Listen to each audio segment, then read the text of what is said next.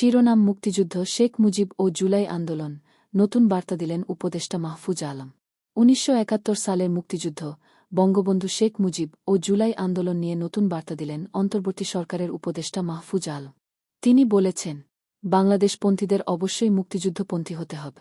রক্তক্ষয়ী মুক্তিযুদ্ধ ও দেশের জন্মকে স্বীকার করেই রাজনীতি করতে হবে। যারা মুক্তিযুদ্ধের বিরুদ্ধে যাবেন, তারা অতীতের মতো ভবিষ্যতেও পরাজিত হবে। তিনি আরও বলেন, মুক্তিযুদ্ধের পরে কিছু মুক্তিযোদ্ধা ফ্যাসিস্ট হয়ে উঠলেও মুক্তিযুদ্ধ ছিল জনগণের সংগ্রাম। ইতিহাসের বিরুদ্ধে অবস্থান না নেওয়ার আহ্বান জানান তিনি।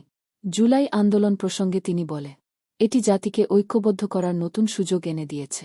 ১৯৭১ ও ২০২৪-এর চেতনাকে নিঃশর্তভাবে মেনে এগোতে হবে। আরও বিস্তারিত জানতে আমাদের চ্যানেলটি সাবস্ক্রাইব করুন। আপনার মতামত কমেন্টে জানা। বাংলাদেশ মুক্তিযুদ্ধ, শেখ মুজিব, জুলাই আন্দোলন, শর্টস নিউজ, সত্যের সন্ধানে।